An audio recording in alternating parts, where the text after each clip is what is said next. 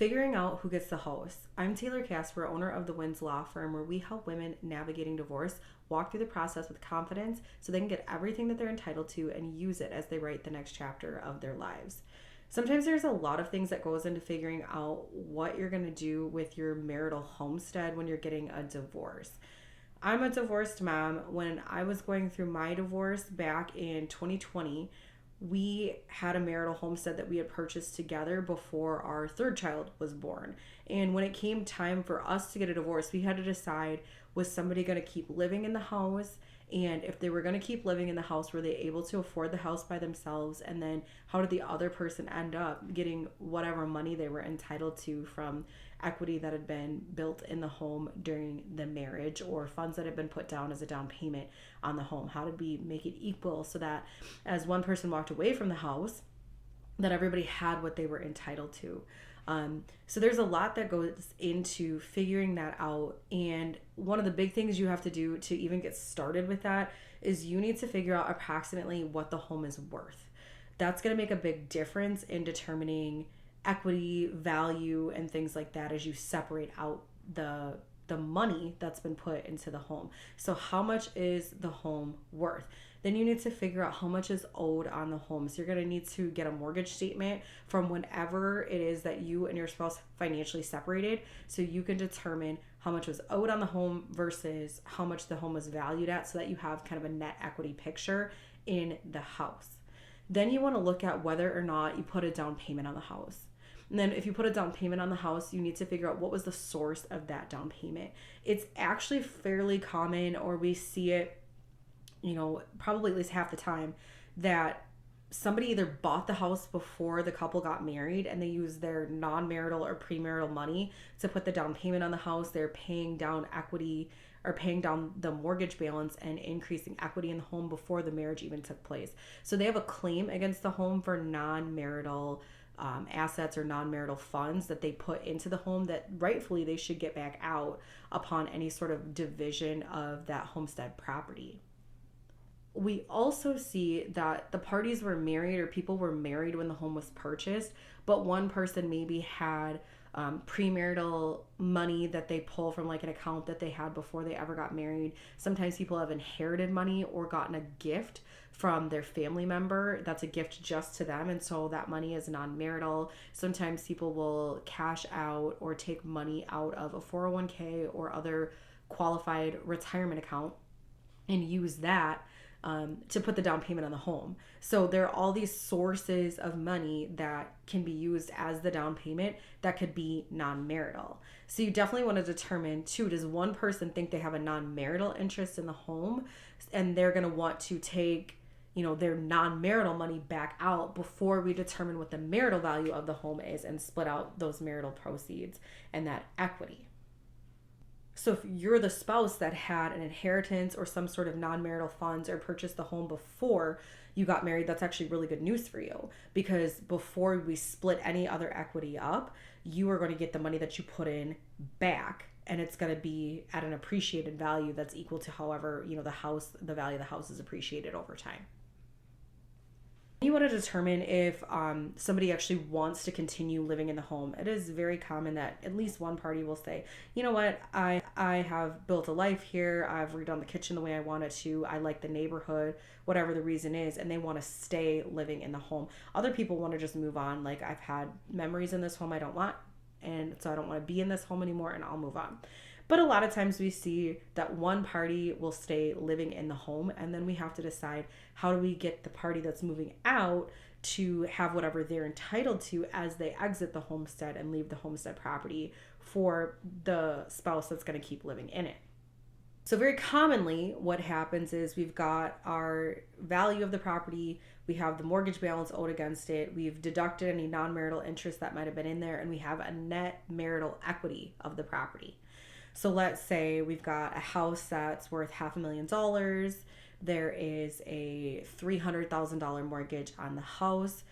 The source of the down payments was all marital. So the net equity is $200,000, and each spouse is entitled to an equitable division, which is oftentimes equal, of that marital equity in the home. If one party wants to stay living in the home, they essentially have to cash out or provide the amount of value due and owing to the other spouse for the home. So if there's $200,000 in equity and say an equal division is what's most right, accurate, and fair, the person living in the home is going to have to come up with $100,000 to pay that to the person moving out as for their net equity share, their marital share of the homestead property. There are a few ways that you can accomplish a cash out for your soon-to-be ex-spouse of the homestead property if that's what you want to do. Oftentimes people will simply refinance the home. So they'll do a refinance, oftentimes a cash out refinance, so that they can get access to that money and then they just pay the other person off, write them a check, or the closing team at the close of the mortgage transaction will write a check and they can take that money out and give it to the other person. And almost equally as important, they can get the person who's moving out, they can get their name off of the mortgage since that person's not going to own the property anymore. So they likely don't want to be bound to a mortgage that their name is on it as somebody owing this mortgage when they're not even living there.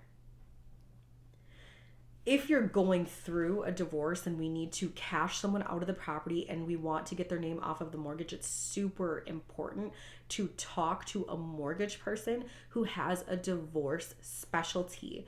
There are sometimes ways that they advise us as attorneys to write the language into the judgment and decree to make sure that both parties have the best outcome with respect to being able to stay in the home, maybe assume the loan and keep the rate the same, or being able to keep somebody on the loan for a while because they're not able to refinance and do a cash out that way. And so how do we do it in a way that's not damaging to the other person's credit or stops them from being able to go out and buy a new piece of real property? So it's important to get other professionals on deck and have those conversations before anything is actually entered into the divorce decree and signed by the court. That's one of the options for getting the person who's moving out the money that they're entitled to, getting them off the mortgage loan. Another thing that we've seen happen is, hey, maybe a refinance is not feasible right now. Maybe we've got some credit issues. We need to clean some things up. Maybe the debt to value or the loan to value ratio would be too high or something like that. And we can't take all of the money out of the property that we want to. Sometimes we would balance that by offsetting other assets. So maybe if somebody's keeping more of the equity in the home, they also have to take more of the debt to make it fair and equitable. Or maybe they keep more of the equity in the home, but they give up an investment account, cash and bank accounts, maybe some other pieces of valuable property like an RV, cars, whatever it is, just to make that balance be equal for the person who's no longer going to have this homestead property in their name anymore. And then every great once in a while, we see that it's really not feasible for either party to remain living in the homestead. We've definitely had clients come and they have expensive pieces of real property. Maybe they bought it at $500,000 and it's appreciated substantially and it's $850,000. Maybe it's close to $1 million. And with a refinance, it would just make the payments infeasible for either of the parties to continue living in the home, and so they make the decision to sell. If that happens, which is probably one of the simpler ways to go about it if nobody's tied to this home or wants to be in the home anymore, is just to effectuate a sale. And if that happens, then you would simply split the proceeds of the sale in the home equitably, which oftentimes is 50-50 if there's not a non-marital claim. Now, just a little sidebar or a word of warning, caution, or just something to be aware of. If you do go the cash out refinance option or go the route of a loan assumption or something like that, it very typically is the burden of the person retaining the homestead to pay for that cash out refinance or that assumption, and there are usually closing costs involved. So just do be aware that You may choose to keep the home, but there may be some costs involved in that, like 8, 10, 12 or more $1,000 in closing costs on that loan. And those are going to be wrapped back up into the new mortgage that you have, or sometimes with assumptions, they actually have to be paid at the time of closing. So those are good questions to ask your mortgage person if you go the route of retaining the homestead and need to refinance that loan, take somebody off of the loan, take cash out in order to satisfy payment of marital equity or what have you. Balancing assets in a dissolution can sometimes be tricky business, determining non-marital equity and otherwise just settling the debts and all the financial pieces of your life can take some time, some patience, and some guidance to make sure that it's done in a way that is beneficial to you. So if you have questions about that, make sure to download our free resource, 10 steps to take before filing for divorce, so that you can get financially organized and start to assess and determine what questions or issues that might arise for you in the process and get the guidance and the help that you need.